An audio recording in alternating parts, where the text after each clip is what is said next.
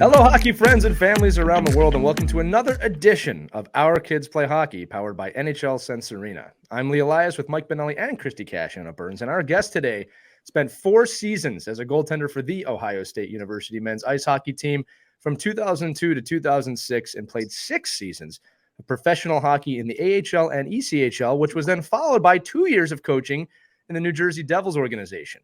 Today, he is the Senior Director of Hockey Programming for the Columbus Blue Jackets and was recently an assistant for the 2024 U.S. Youth Olympic men's ice hockey team, who won the gold medal this past winter with a 4-0 win over Czechia.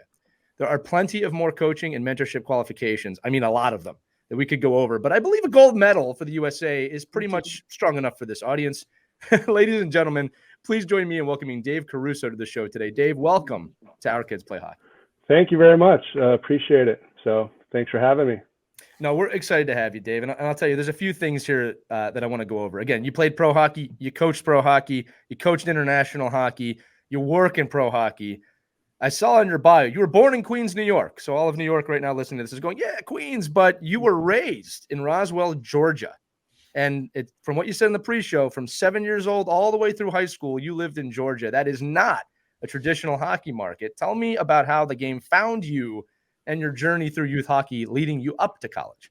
Yeah, so it's not your typical road to play college hockey or road to play professionally. It was a really great experience. So as you said, I grew up in New York till I was 7. My uncle played for Connecticut College Division III. So he was kind of got us started, and my grandmother worked at Kaniak Park where the Islanders were playing. So it's in the blood on all of that, and started up there in Brian Trottier's rink, and kind of a crazy story with doing the Olympics. One of the players on our team was Parker Trottier, Brian's grandson.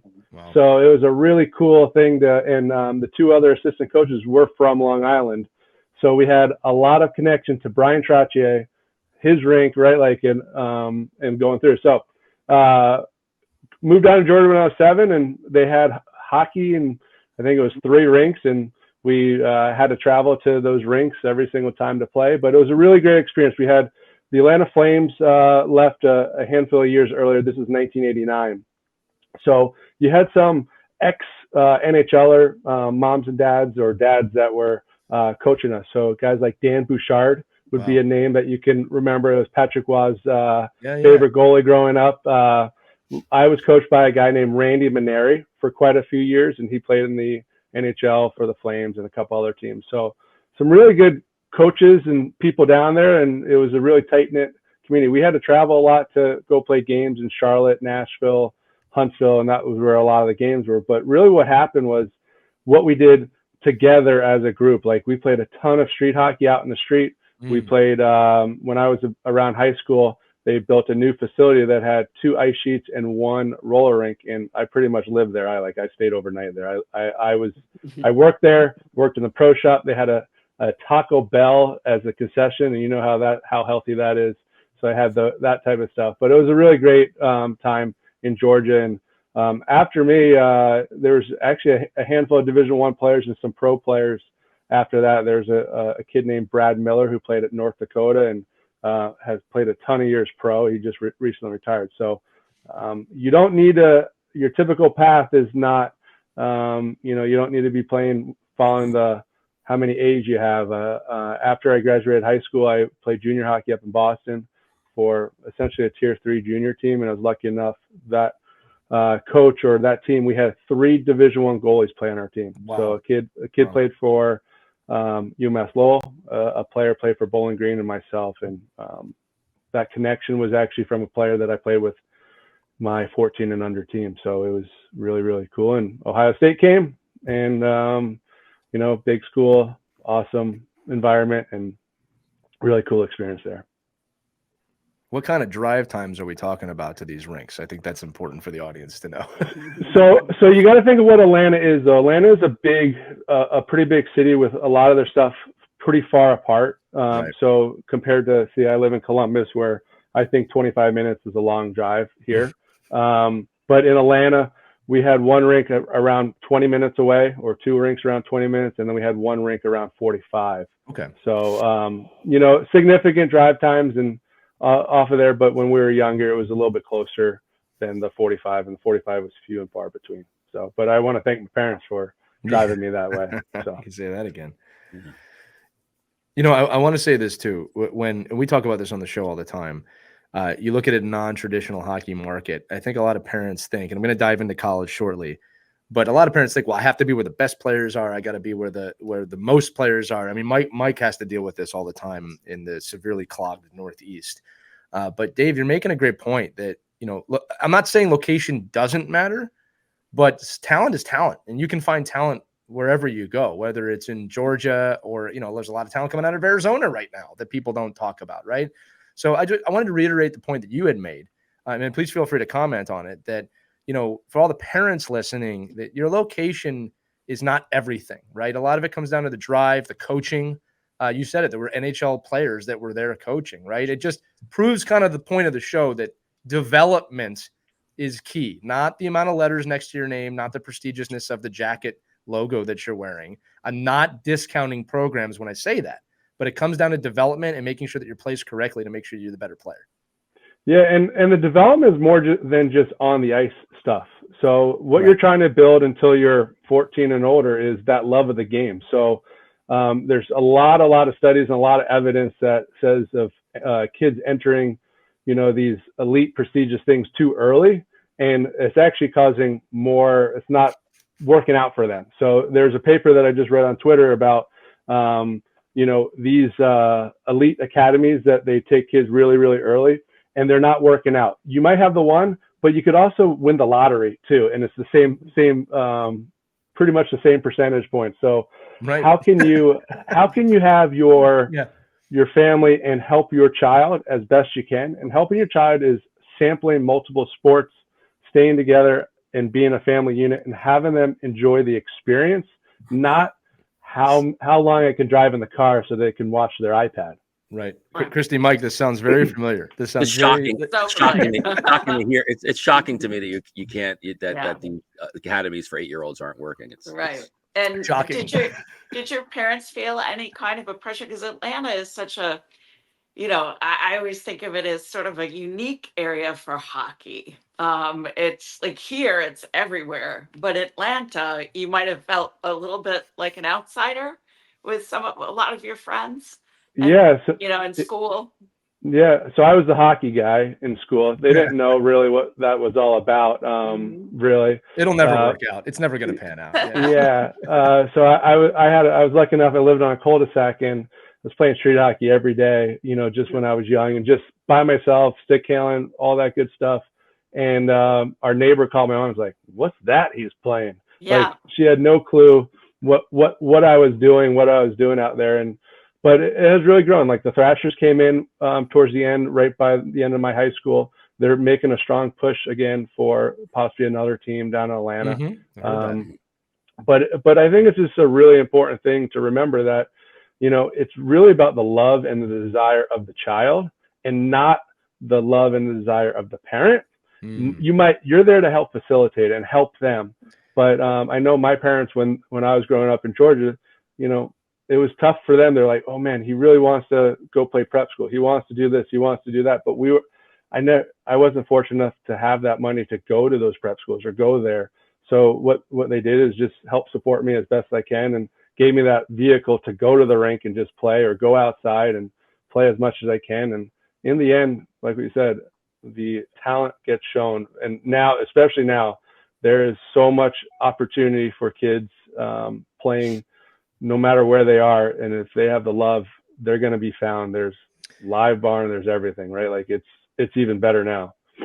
Yeah. And I'll add on to that, Dave, that I love what you said about the drive. We always say you can cultivate a love for your child in the game, but you cannot create it. Right. And I think that the cultivation of that is key, right? You can't put that in. And this audience that you're speaking to today, I know they believe in that, because I think that's one of the things that the audience is so curious about is, hey, I just want to know if I'm doing an okay job. And we always like to say, if you're listening to the show, not patting ourselves on the back, you're probably doing an okay job because you're trying to learn how to do this. Right. But I'm going to echo what you said. I'm so thankful. And you, like I said, you and I are at the same age. for rollerblades. I remember rollerblades came out when I was a very young kid, and that's what we did after school. We would go outside and play hockey. And I think that today there's a lot of excuses of, the ice time. Yeah, get outside and play. Get outside and play. Anything, by the way. It doesn't have to just be hockey. I always like to give little reports about my kids' hockey journey too. Mike and Christy have been honestly the greatest mentors for me in history. I'm so blessed I get to do this show. But both of my kids are playing baseball and softball right now, which is new for me, completely new, right? We take off the spring.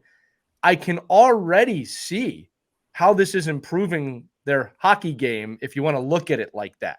I mean, just as kids, they're having a good time. They're becoming better at playing baseball and softball. But as a hockey guy, I can see it transferring, right? And it's like I just give them the distance because I don't really know baseball. I'm not going to sit there and coach them, right? And it's been a really cool experience to see them play another sport. So it's just more proof, I think. And again, I'm only one example that your kids should be playing multiple sports or multiple variations of a sport, right? It can't just be the same thing all the time. There is no study, none, that shows that early specialization or elite play throughout 7 to 18 works. There's nothing. Or as you said, it's infinitesimal.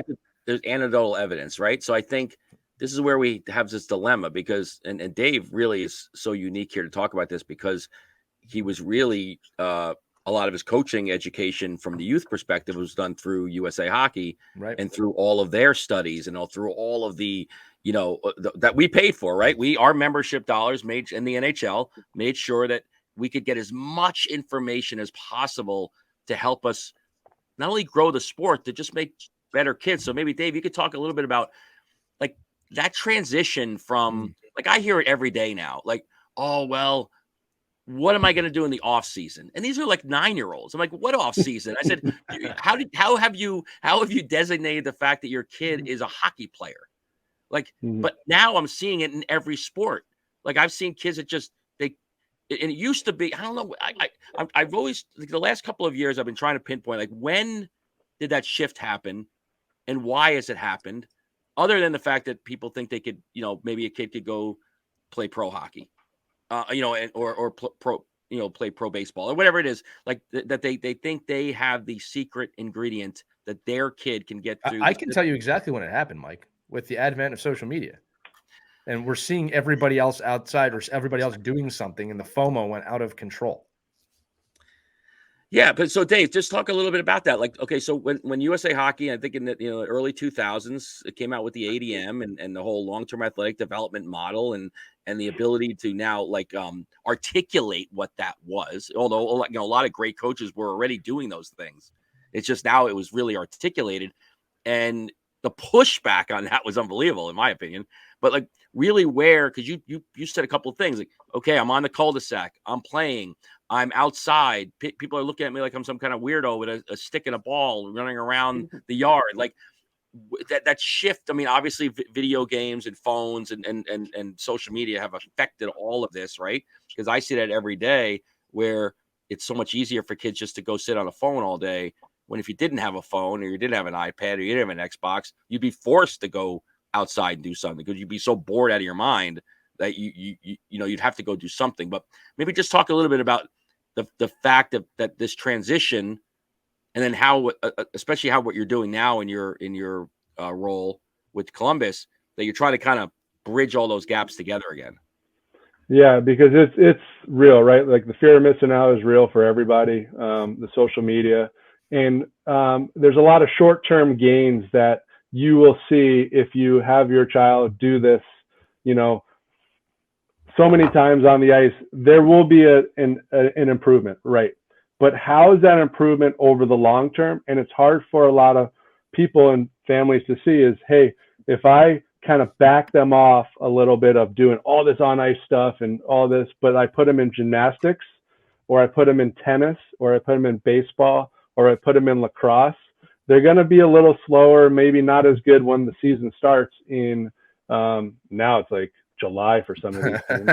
But they're going to be a little bit slower, but the long term, they're going to be not as injured as much in the long term. They're going to be way better in their athletic development, and they're going to be able to raise the ceiling. I talk about raising the ceiling, right? Like you, by helping your kid do multiple different sports, different things. I'm saying gymnastics twice because I think it's an overlooked thing that not enough families. If you want the key for your kid and you really want them to be successful, throw them in gymnastics, throw them in parkour, throw them in ninja training, and just have them do that when they're really young as much as they can.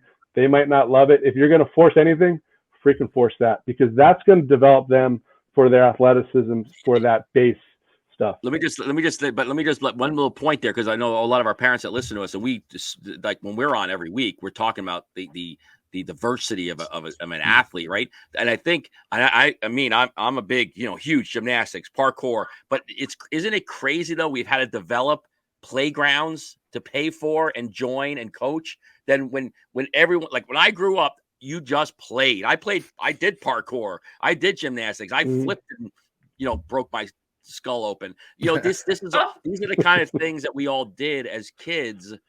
This is where it frustrates me the most. I'll get you back to your point, is the parents that are in charge of all this had that experience.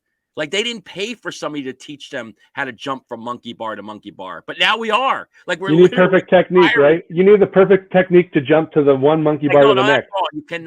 You cannot swing across those 4 monkey bars that way. You must have a better cadence, and your grip is wrong. And, I'm like, this is crazy. Like, we're actually teaching this now. And I think it's sad actually for a lot of kids, right? Because I live literally, 9 houses away from a playground, and it's like crickets. And the ones that are there, it's the kids are being instructed there. It's so weird, but I don't know. It keeps coming back to this, I call it professionalization of youth sports, but it's really just I don't know what it is. It's like taking the child. It's the bubbleization of the kid, maybe more than anything. And you think of from the parents, it's they want to do the best for their kids and trying to help them, right? Like, it's not like they're like, man, I'm going to really screw them up now, and we're going to do all this stuff. And you are really helping them, right? Like, by giving them that opportunity to explore in a space on their own, rather than saying, hey, you need to do this, to this, to this, to this. And I think having that, and one little thing that we do here in Columbus, we started I call it the fish bowl. So we at 8U and 6U, we play cross ice hockey, not half ice, cross ice, because smaller spaces, just like Sweden and Finland. Have you talked about the IIHF small area game study on here? We've mentioned it before. Yeah. It's game changer. So they did a terrific, if you haven't heard, this is your first time listening, IIHF small area game study, and it will blow your mind of the amount of stuff that they put into there. So we do cross ice hockey, as small numbers as we can, 3v3. But in the middle, we have a thing called the fishbowl, which is just a free play area. Right. And, we're battling with some families that say, hey, what are they doing? They need this, they need that. They need structure. They need structure, Dave. Right? Yeah. Hey, there's a puck, there's cones, there's whatever, there's a net. Just go out and just got to make sure that they're not shooting it at you, right? And you just got to keep control of that. If they're shooting, throw ringettes out there or other things. So I think that's an important piece that we're trying to build within our programming of this free play zone, right? Like, they don't need that time. They have tons of structured time at school with you as a mom or dad, right? Like, hey, we got to do this, we got to do this, we got to travel here. How can they get out and explore on their own? Because that exploration will really help them be able to make those decisions, because you want decision maker kids, right? Like, that's what you want. And they got to be able to. That's very true. That creative play is so important, because you can't go out on the ice and hold their hands and help them make decisions, especially in some really tense situations, game time, where they've got to think on their own. You're not out there instructing them. And I've always found that creative free play, the kids are more apt to try things that they wouldn't normally try under a structured environment. They're so afraid to make a mistake. And with that free play, they're making mistakes, They're pushing themselves. They're playing outside the box, so to speak, pushing their boundaries. Yeah, I'm all about that. I'm so glad you brought that up. Well, Krista, they do have the new earpiece now, right? That you can put in. I mean, I think that's going to be a hit in the next couple of years. Okay, shoot right now. Okay, Hey, get the puck. OSHA, Ohio High School Athletic Association, approved for the catcher of a baseball in high school to be able to have a watch that the coach can tell him what the call is for the pitcher. That's awful. I read it. I saw the newspaper. I threw it out. I was like, what are we doing here? Well, what are we doing? I'll say this too. Yeah. Just to all the coaches out there, right? I always, because I coach a lot of coaches, and I say, are you coaching or doing play-by-play on the bench? Yeah. Right. Because there's a huge difference. I have been on the bench and seen coaches telling the players, and at the younger ages, I understand the urge to do this, but you have to hold back to tell, go here, do this, do that, move the puck here. You gotta let them figure it out. Right. I always say, Dave, I'd love your thoughts on this. Coach on the bench, coach the kids on the bench when we're talking about youth players, right? And minimal instruction on the ice, right? It's so hard to do. Like I just did a lacrosse. I just competed in lacrosse this weekend, my son, and I'm the quietest coach on the sideline there is. I mean, unless a kid gets a two-hander across the head, I'm pretty like I'm like, okay, let's just. The kid could be running the wrong way to a different field, and I'm like, well, I guess he'll figure it out at some point. I mean, what are you going to do? But literally watching the two head coaches run up and down the sidelines, almost running into each other, and then yelling instructions, and the kid just frozen. He's just like, I don't know where to go. And who just yelled at me? Was it my dad? Was it my coach? Was it this assistant coach? Was it another player? It's so crazy. It is. Then, and all of us from the hockey perspective, it's funny because, as a player, right, Dave, when you're on the ice, you don't know what the hell anybody's saying anyway. You can't hear anybody. Well, so think about it, Mike, like when you yell, especially like if you're talking like an 8U, if you yell, hey, do this, they'll just stop on the ice and look at you. That's what they're taught to do as little kids, right? So that's why I said you need to go faster. What'd you say? What do you want me to do? Faster. You gotta move the puck faster. I don't have to look, what I'm looking for, and let's kind of flip this a little bit to like the player perspective. What I'm looking for on the ice, if I was playing from a coach or even my teammates, is a heads up of stuff I can't see, right? There's pressure on you. There's a guy on your left. Like that's the type of stuff I'm looking for. But step-by-step instructions about a breakout, that's probably not even what we do at higher levels anymore. Again, there's a line, right? You got to instruct. I'm not saying you shouldn't instruct the kids, but I'm saying that coaching the kids on the bench where they're sitting there and they're actually able to listen to you is better than screaming at them on the ice. And I'm going to equate this back, Dave, to the creativity side of it, of when I coach, what I'm looking for as a coach is I have my parameters of the systems we're playing or the situations that we're trying to create, and I want you to be creative within that structure. Right. But I don't want to tell you exactly what to do every single second that you're on the ice or in the game or whatever sport. Well, I think that's one of the interesting parts about what Dave's talking about, the IIHF study, is that at the younger levels, there is no expectation of a system or structure.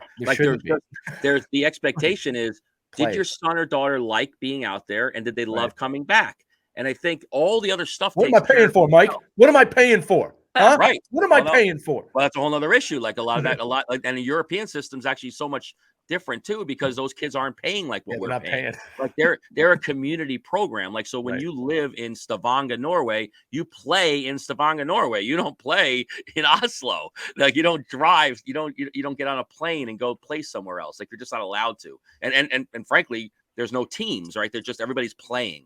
So, but again, so there's pros and cons. I get it. I mean, I could sit down. It's a debate for sure. And Dave actually comes such a unique perspective too, which is the great having him on. Is he's done all those studies overseas, like he's seen the European system like firsthand, like hands on. So I think Dave, maybe not to compare and contrast, but talk about like why do we have these challenges? Like why are we always trying to mimic what they're doing when fact is we have the most players in the world playing hockey?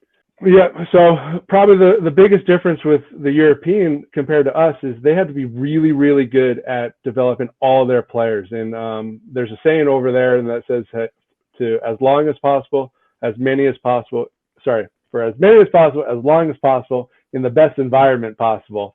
So if you really break that down is making sure that they keep as many players and trying to get as many players into the sport, keep them as long as possible, because they don't know if little Susie or little Johnny, or maybe a different name if they're over in Europe, would be, Sven and Oldie. I got it. would be able to, like, they don't know. They just might not be as developed right now when they're a 6-year-old or an 8-year-old or a 9-year-old.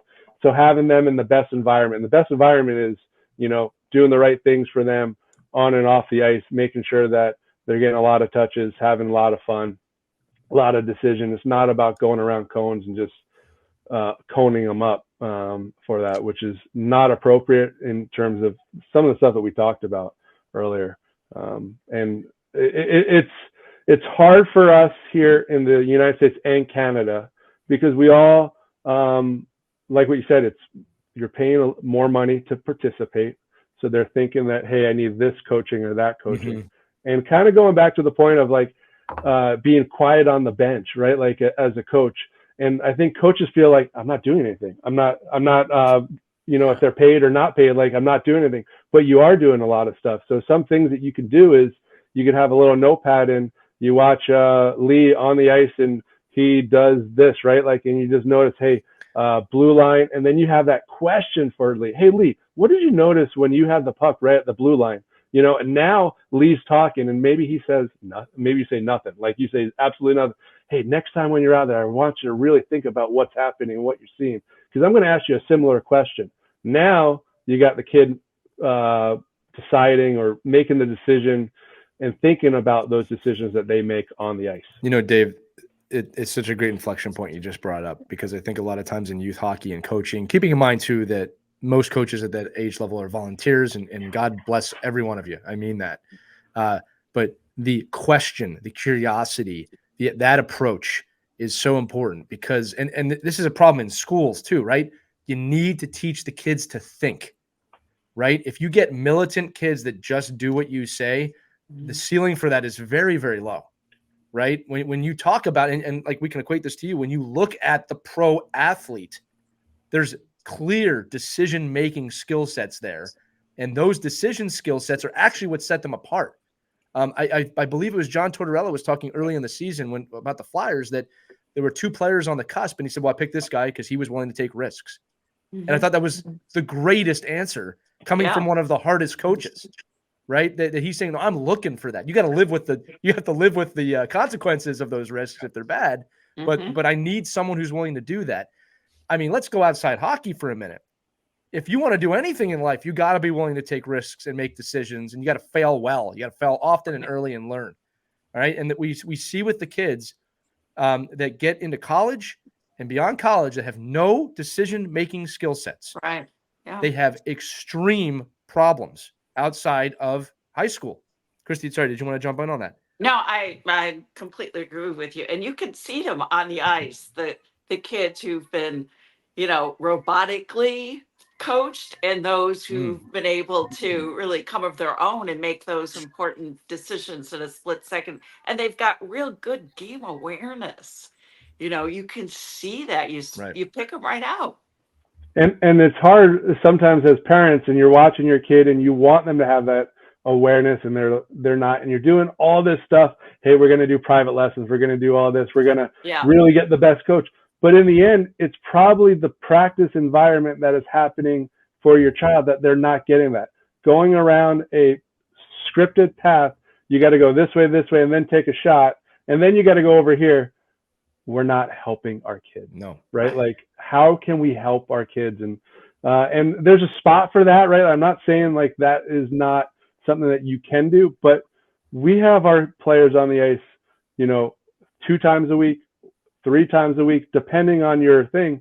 You got to get the most that you possibly can out of that session to help them get ready, not just for your game on Saturday, but for their long-term success and long-term love of the sport. And I think, Dave, your point too, there's a lot of studies out there. Like, everybody, listen, we'd all love, I think I know me in particular, I would love for the ability to have ice unlimited, go to the rink and have free play all the time, and allow the kids that we're going to learn. I would love that. I really would. I mean, ideally, but Like I run a lot of a lot of stuff with the Rangers up here in New York and the Junior Ranger program. And there has to be a level of structureness to it because I just wouldn't get through anything. Like we have like this 60-minute session. So like I'm thinking about yesterday's program, in particular, like we ended up having 2 kids that tried goalie for the first time. So we made sure there was a shooting station. Was it free play shooting? No, it had to be a little structured because somebody's going to get killed out there, right? So and then there's pucks everywhere. So there's structure. And then we had a tag station. That was free. That was basically a free for all. If you came into the rink, you're like, what the hell are they doing? It's not even hockey. It was just tag with 2 junior players, right?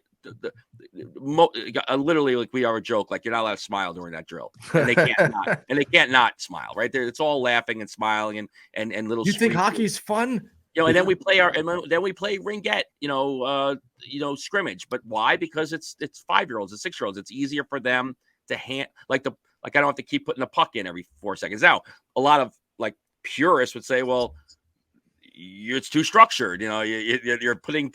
I go, yeah, but we have to find the balance of the free play and the structure.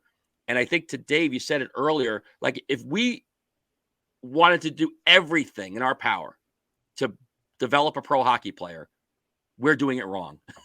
It just happens to be that guys and girls are getting through to pro hockey because we have numbers. Like we're like, okay, if 70 kids are on the ice and one gets through, we praise that. We're like, woohoo, and then and then you go to another place and it's 10 kids doing it and 6 go to, like, to your point, you had 3 Division I goalies on your junior team.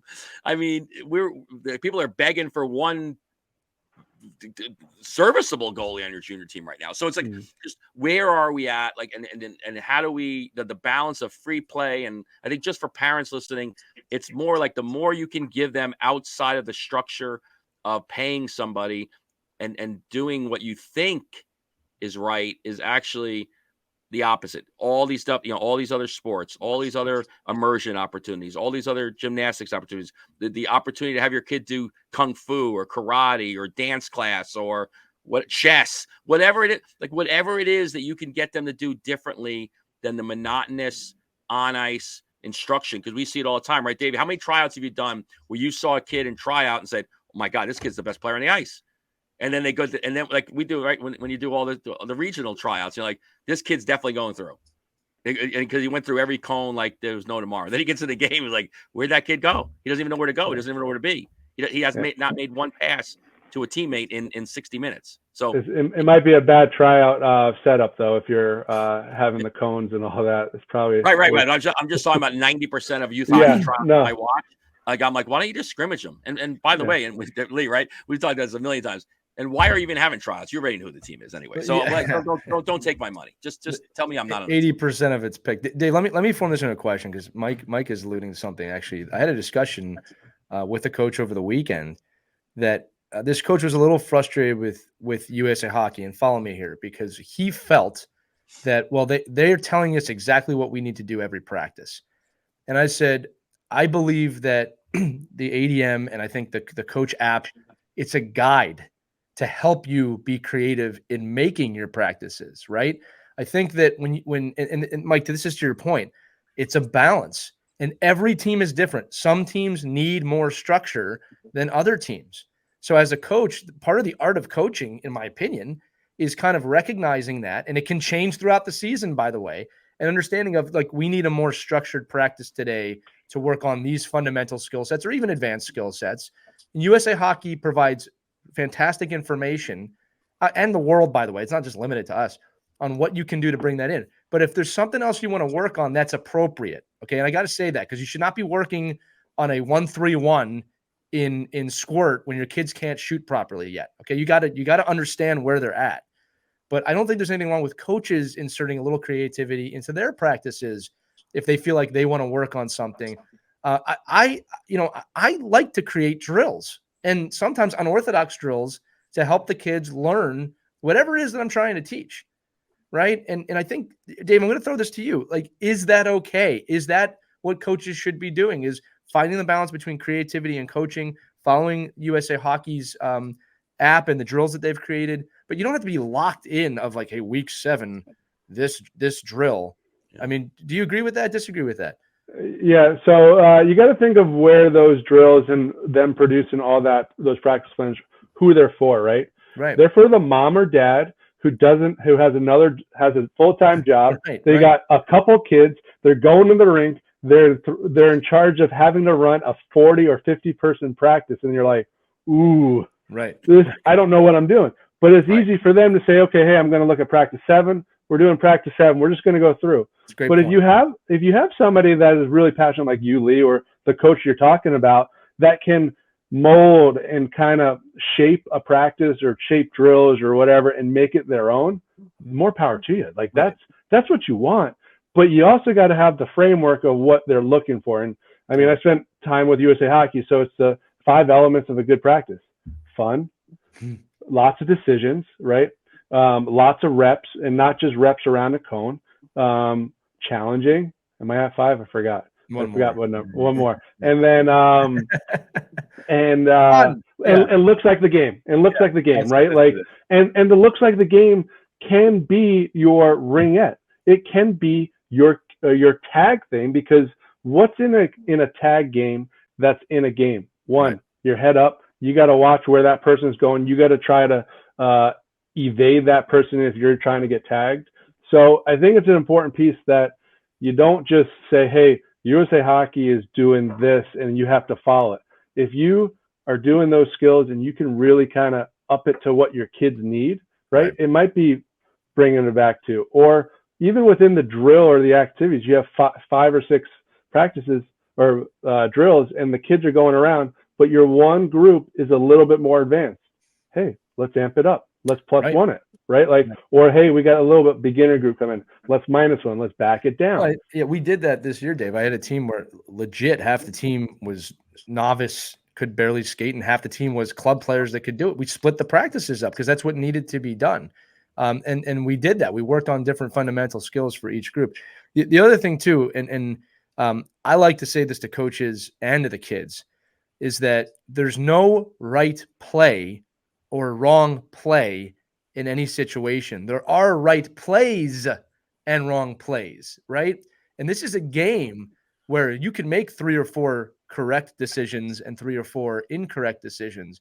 I think that's important to teach people, right? Whereas when you look at baseball, I'm not ripping on baseball, there typically is an appropriate play for most situations. I'm not saying you won't see things you haven't seen before, but when you get a fly ball out to center field and there's a guy on first base, we all know what you should probably do if you get that ball, right?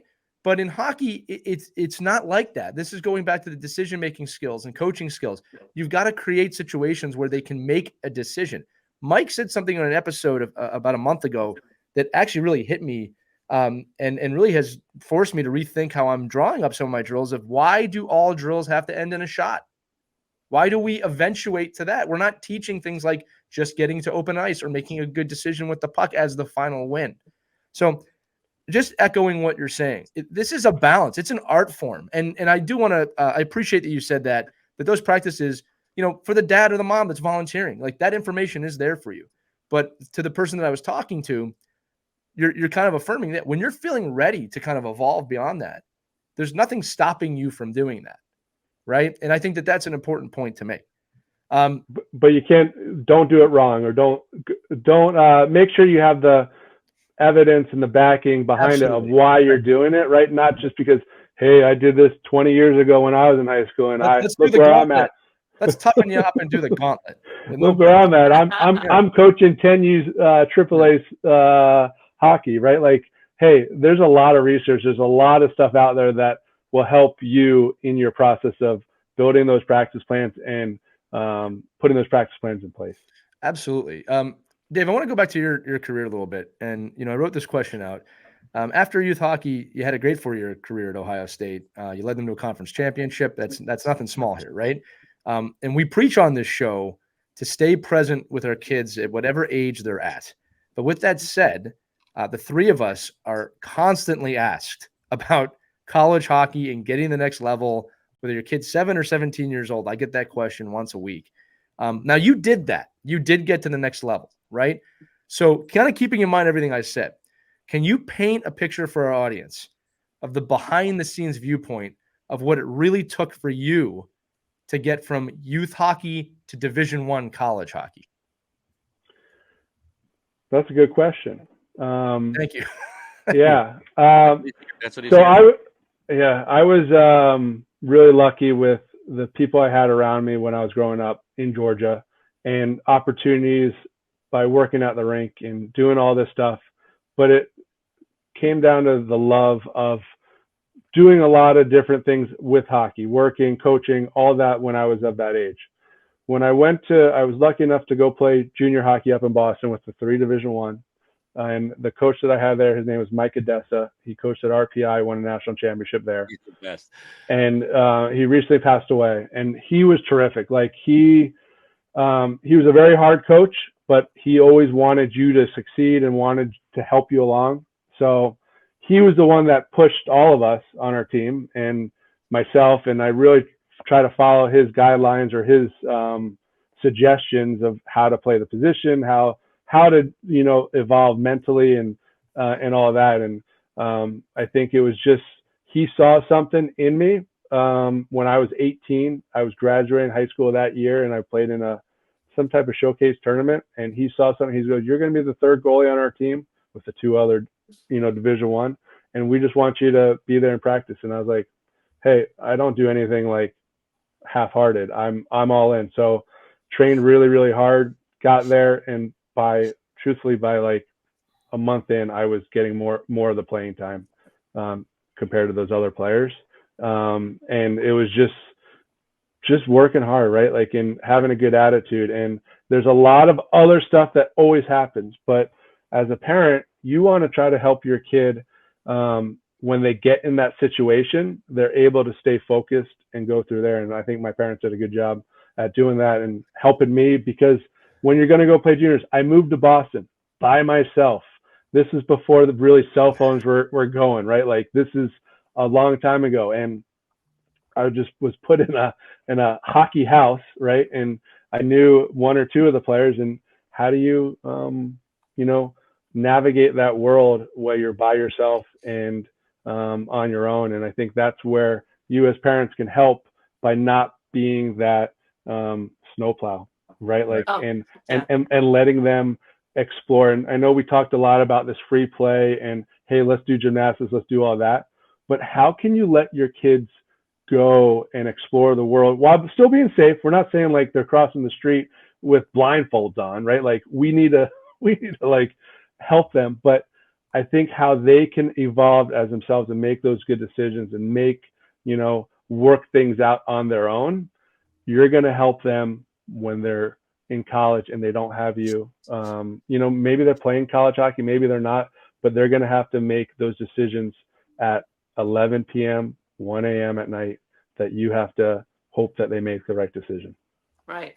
And this can be a great guide. Their youth hockey years and playing high school hockey, even if they don't make it to college hockey, everything that you're doing with your kids now. And I see it now with my kids, because they're grown up in their 20s and making really good life, successful careers because of what they learned as kids, that determination and never giving up. And if something isn't working out, you find another way to do it, and you just work really hard. And I've seen all of that come to fruition now. So parents, it does pay off. There's a payoff. Trust us. And it's, go ahead. Sorry. I was going to say, it's not playing on the quadruple A 8U team that's traveling. That's not where they're going to get the determination. Select showcase ultimate tournament AAA team. You're not. It's what you do on the other 23 hours of the day with your child, or what you don't do. Well, so. And I like to say this too, and Christy and Mike, we talk about this a lot. We get this question: what is the ROI for me on this investment that I'm making? The ROI, and I want everyone to follow me here. The ROI is the person your kid becomes after hockey. And this is if they are Mark Messier winning 6 Stanley Cups. It is the type of person you become through the game for post hockey. That's the ROI. All right. Can you make them a good human being? Right. And that will pay off in its own. And Christy, to your point, and Dave, to your point, I remember I was an average student in school, and I remember my parents were really worried about me going to college. And when I got to college, I excelled. And I remember my dad asked me and my mom kind of like, well, what changed? And I said, well, I just kind of applied everything you ever taught me. You just weren't there anymore. So I did it. And it was like, I kind of think about that with my own kids sometimes, because I get frustrated like any other parent. I'm like, I'm doing this for when they're not here, like so that they can learn these skills for when they're not here. That's both the joy and hell of being a parent, obviously. But that's the ROI, right? It's the person you're creating. It's not the athlete. It's not the pro contract. Everyone's probably nodding, but you really got to check yourself. I have to check myself too at times when I see my kids do something fantastic. Go ahead, We Mike. say that, right? We say it all the time. Like the people that are listening to the show most likely probably would agree with that, because that's why they're listening to the show. Well, we have a huge audience, Mike, so there's a lot of people that agree with that. That's the key. Well, that's what I mean. But I think, and again, this is not, and I've tried to lean away from bashing the AAA, select pro, because I do.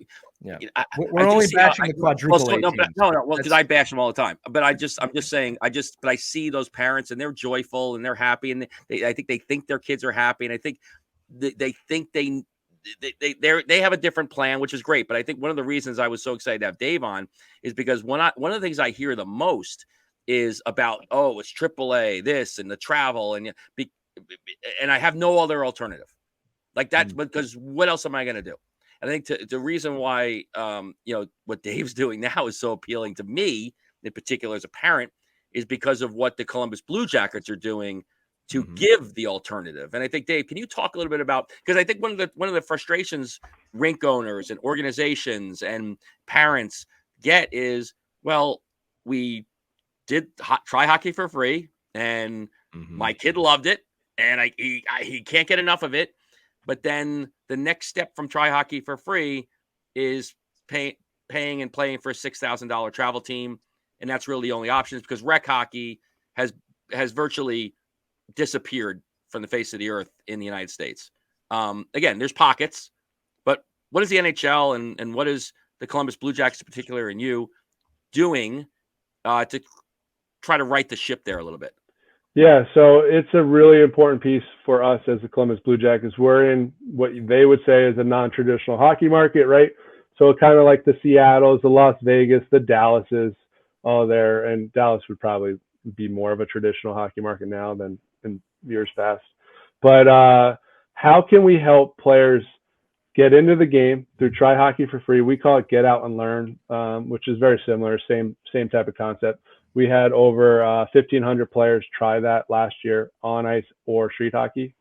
And then we move them into the Learn to Play program. And our Learn to Play program is similar to yours with the Rangers, Mike, but we actually have 3 levels for it. So we have Hockey 1, which would be the beginner with no experience skating. They come in, that's where they get the gear. They move into Hockey 2, which is 8 weeks. Usually you'd take Hockey 1 twice, usually. Like my son's in it and he'd take it twice. And then you do Hockey 2, then Hockey 3, and then you're ready for the Blue Jackets Hockey League. And the Blue Jackets Hockey League is a league that we run. It's citywide, and it's for next year. It'll be for 5 to 14-year-olds, and we want to try to give the best experience possible for all those players by following age-appropriate, development-appropriate things. The thing that we have that maybe other locations do not have as Columbus Blue Jackets, we are pretty much a sister company to the Chiller Ice Rinks, which is 11 ice sheets, about 6 or 7 facilities in Central Ohio.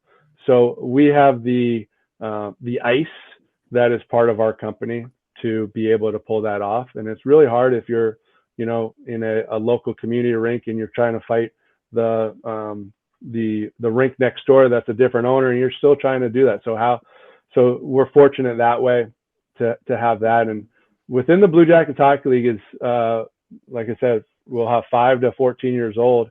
And there's a huge emphasis on the coach development piece. So what we're trying to do is we want these volunteer mom or dads, and we're run by them, the teams are run by them, is help them feel supported and invested. And that's an important piece for them, because we have people that might have a ton of experience that say, hey, I'm helping my kid and I want to help, just kind of give me the puck bucket and go. But you might have some people who are like, hey, I kind of skated a little bit when I was younger. And then you might have people that haven't skated at all. And we want all of them. We want every single one. We want to be part of the Blue Jackets hockey family, and how we can help support them. And we have part-time professional staff that are there on the ice to help support them logistically, but also as like a coach developer. We send out I know we talked about practice plans and not one size fits all, but we have a pretty good feel of where all our kids are within our levels and program. And so we send out a practice plan every 2 weeks to our coaches, and every rink does the same. So one rink that's on the east side of the city is doing the same exact practice as the west side. That's awesome. So that's it's consistent. So you don't have to say, hey, I got to go to the east side because they got the better coaches, right? Like, so that's an important piece for us. Within there's progressions, there's coach development type stuff that the coaches would get, and that's where our staff are like, hey, Mike, you ran station 1, bingo bango, whatever it is, right? What were some of the things that you did that were struggles in there, right? And now that reflection piece. Now Mike, who might just be starting coaching his child at 5 years old, hopefully he or she stays through until they're 14. That's a lot of time that they have support and development, and they don't need to be a hockey expert, because we're helping like the hardest part, the practice plans, right? Like for most coaches, that's the hardest part and the most overwhelming. We have a couple NHL players that are part of the program, and they're like, I used to have to go to the rink and try to think of this plan right before I got there. He goes, this is so much better. I know it's going to be good. It's, there are always some little tweaks that you can do within the +1, -1, but it's age appropriate, it's development appropriate, it's what's right for the kids, and not what you might have done so many years ago that, hey, we're just going to do this drill because I remember it. And I think that's an important piece that we do. And the gameplay is at 6U, 8U is cross ice, smaller numbers and all that. But we had 1,200 kids between 5 to 10-year-olds last year. And then for this upcoming year, we're taking 12U and 14U, or absorbing into the house program. It'll be about 1,700 kids. Wow, that's amazing. Incredible. Dave, I love that. Yeah, I think the beauty about that program too is not only the practice plans being there, but the continuity of a parent knowing that when you sign up for any program within the umbrella of this program, it's the same program. Like there's no competition between, well, we have nicer uniforms over here, or we have this and our kids get this, and like it's just it actually AYSOs the league a little bit. Like it makes it where it's a league run program that's not competing against each other, but in fact uplifting everyone, so you keep more kids in the game. And the fact is, like, I've seen those practice plans. Like, I challenge any 14U AAA team to go out and run those practice plans. Like, they're not like, I think, and Dave, you come from the USA hockey high performance environment. I think that was always a knock on ADM, that it was we just want to have fun. No, it's a high performance lesson plan. It just happens to be a plan with kids that maybe aren't high performance players yet. But those plans could be interjected with anybody. I could easily do a 8U practice or a 10U practice with the youth national team. Easily, they'd rock it, and it'd be fast, it'd be high paced, they would get lots of reps, right, and it would be dynamite for them. And I think it's not just about rec program; it's about what's doing right for the kids, and it's not about, hey, my kid is more experienced. And that's the thing, right? Like, your kid is more experienced right now. That doesn't mean that your kid is, maybe they're a late birthday, maybe they're a December birthday, maybe your kid is crying every single time they go to the rink, because they want their mom or dad out on the ice with them. And then in 10 years, they're playing Division I college hockey or Division I any sport. Our neighbor, she was joking with me yesterday. So her kid was playing softball. She is now going to go play Division I field hockey. She goes, 10 years ago or 12 years ago, I had to stand in the field in softball with her because she was crying because I needed to beat, right? And she's going to be a Division I hockey player or field hockey player, right? Like, it's just the path, right? Like, they don't need to be, like, great. I love that. I just had a girl get married that I taught. Like, when she first came, she was Division I hockey captain in a school here on the East Coast. And the first day she came on the ice with me, and the dad reminded me the other day about it, that she was literally like clinging to the door. Like you couldn't pry her off the door to get her on the ice, crying, complaining. He had to leave the rink because he was all worked up. He couldn't believe it. She's got to be playing hockey. And then, next thing you know, she played, 4 years as a Division I college hockey player, was a captain of her team, and now is coaching, like giving back. And she's going to get involved, and she's, being in a situation where she loves it. So I think it's, but I can tell you right now, when she got on the ice, because it was a higher level group of kids, there's not one parent that wasn't like, oh my God, please get her off the ice. Like, this person should not, like, she cannot be out here. She can't compete. I'm like, she's the only one that should compete. Have you seen the mom and dad? No, we're making her get on the ice. But I think it's just like one of those things where you just have to give access. We talk about this all the time on the show. Provide as much access for the longest period of time at the highest level, and you're going to produce great people. And a matter of fact, maybe some of them go pro, which is, awesome. But if that's not your end goal, then think about all the kids that could benefit from that. Well, I want to say too that, to your point, Mike and Dave, and by the way, Dave, what you just said about your 8U practices being with the development team, Mike says that all the time, and I love it because it's right, Mike. You could do the same practice at different age groups, and you'll see a difference in terms of or you won't see any difference in the drills. They'll love it. They will be doing a static breakout for 45 minutes. Like they're beating like you watch those little kids, those 6-year-olds, they are beating the crap out of each other. It is like total, they're in it. They're fighting, they're battling, they're winning, they're losing, they're crying, they're bitching, they're moaning. And you do the same thing with high elite athletes. You put the same 14-year-olds in that are going to the national development team program. They will be the same. As a matter of fact, they'll be even more intense. So I don't know. I look at it like, what do you mean it doesn't look like a elite practice? What does that even look like? The other thing too I wanted to add is that I've had parents come up to me and say, my kid just doesn't love the game yet that much. And I said, that's okay. And I've had parents come up, he really loves the game. That's okay. All right. And I'll tell you what, the kid that loves the game at 9 might not love it at 18. And the kid who's scared at 9 might be someone at 18. There's no map here, right? Yeah. Like the falling in love with something is not, they got to do it when they're 6. Like, that's not how that works. Right. Right. So we got to dismantle that belief system, right? The love will come when the love comes. The passion comes when it comes. That's with anything, and not just talk about sports. Right. Mm-hmm. I think that's an important thing to talk about. Dave, I want to ask this before we run out of time. I'm going to merge 2 questions together here. You coached in the Junior Olympics, the Youth Olympics. Amazing scores over these 4 games. You had 3 games go to a shootout before winning 4-0 in the gold medal game.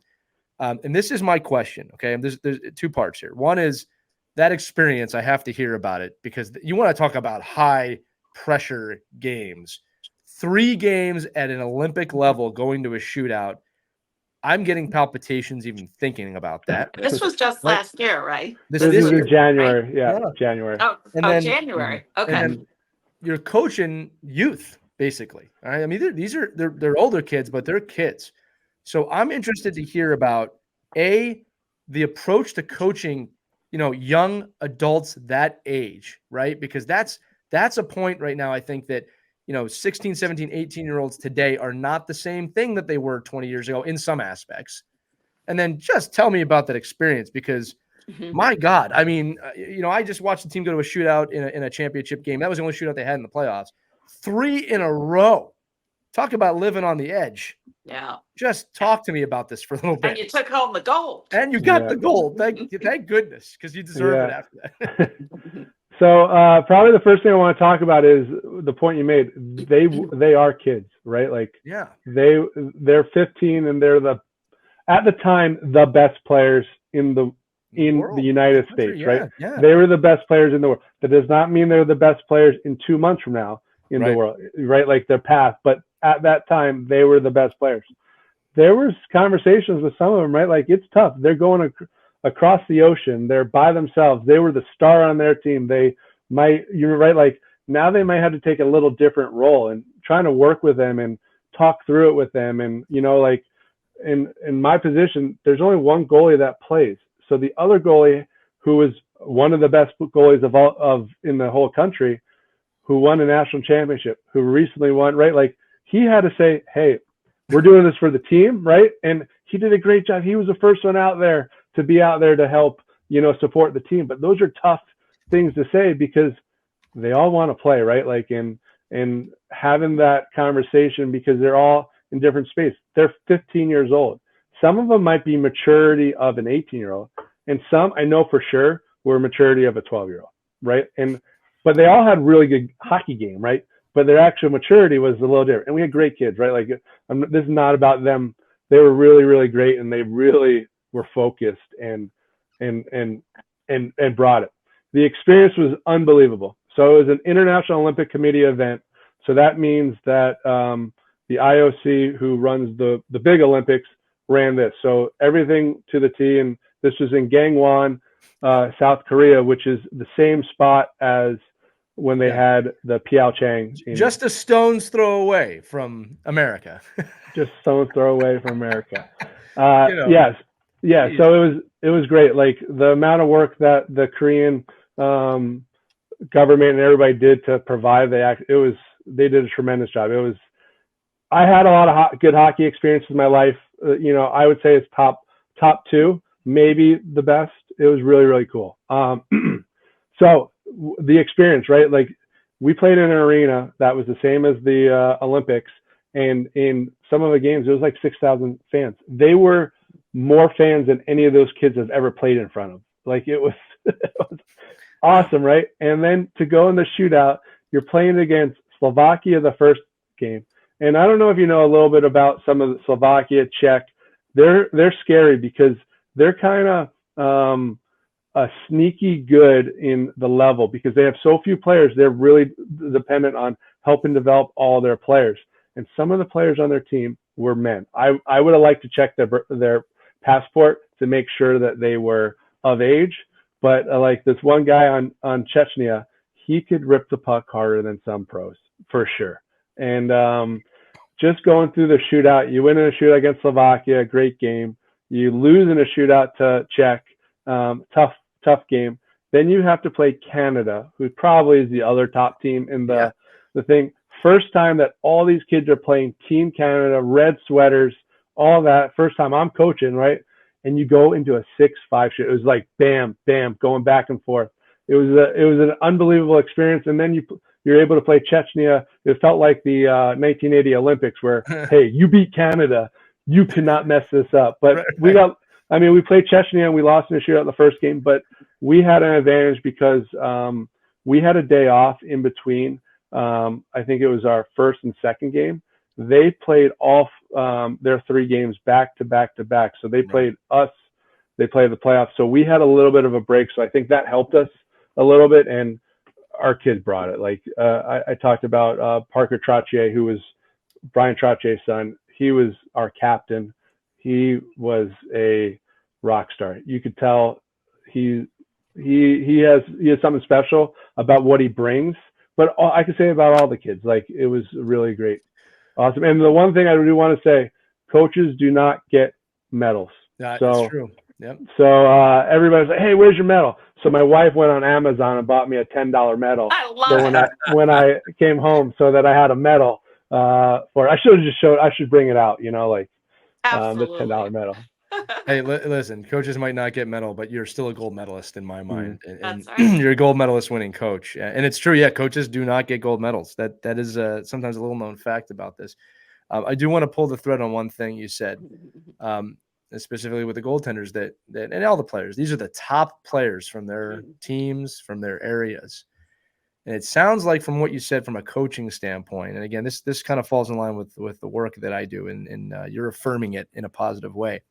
That was the ability to work together as a team that maybe was the separator for them being on this team. That there's not a lot of room for that type of ego, right? There's not a lot of room for you saying, well, I'm the best in Wisconsin. What the hell? It's that ability to say, no, I'm on Team USA, and whatever role I have to play, I have to play. Is that a coachable attribute?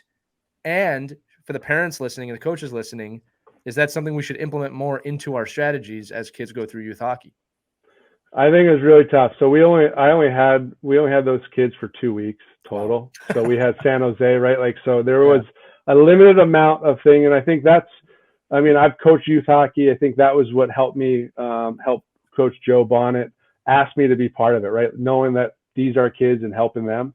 How can we help really like set that up beforehand? Hey, we call that out in one of our first meetings. Hey, what happens if you don't play the championship game, right? Like, how are you going to do? So we called it out early for them. But when it comes to that day when you say, hey, you're playing and you're not, that's tough for the 15-year-old to say, okay, we're good, right? Like, but you got to try to get that. And that's something that you can help with your kids, whether you're a coach early or a parent, is how can we help put them in those experiences maybe when they're younger. And it's not just, hey, we need the best goalie to play in the championship. We sometimes might have our other goalie play in the championship when we're 10, 12, 14, and giving them those experiences because we don't know if that quote unquote second goalie will become a youth Olympian in 5-6 years from now. I think that was something. And I do want to bring up one thing about the youth experience that I thought was probably the coolest thing that,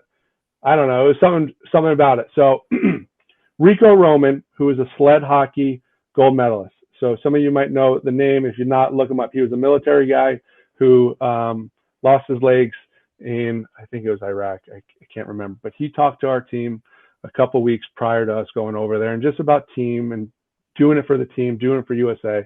And he brought up the point about every time the sled hockey group gets ready for a game, they all wait. They get all dressed except for their jersey. Everybody. They all wait. They wait for everybody, and they're like, "It's go time," and they all put their jerseys on at one time. And that's the coolest thing. I watched it for our kids, and I'm choking up a little bit, right? Like, because it's Team USA, right? Like, you're waiting. It was just a cool experience for those 15-year-olds to really and to see it, right? Like, I made sure I was in the locker room when they were putting on their jerseys because it was a cool thing. And and like, I think that got us over, right? Like, hey, we're waiting, we're putting on our jerseys. 1 minute, be ready, 1 minute. And everybody had their jerseys out. They're looking at their name. They're looking at Team USA, bam, right? And put it on. Now we're ready to be in it together. So pretty cool, pretty powerful thing for them. I just got chills just listening to that. Yeah. That's amazing.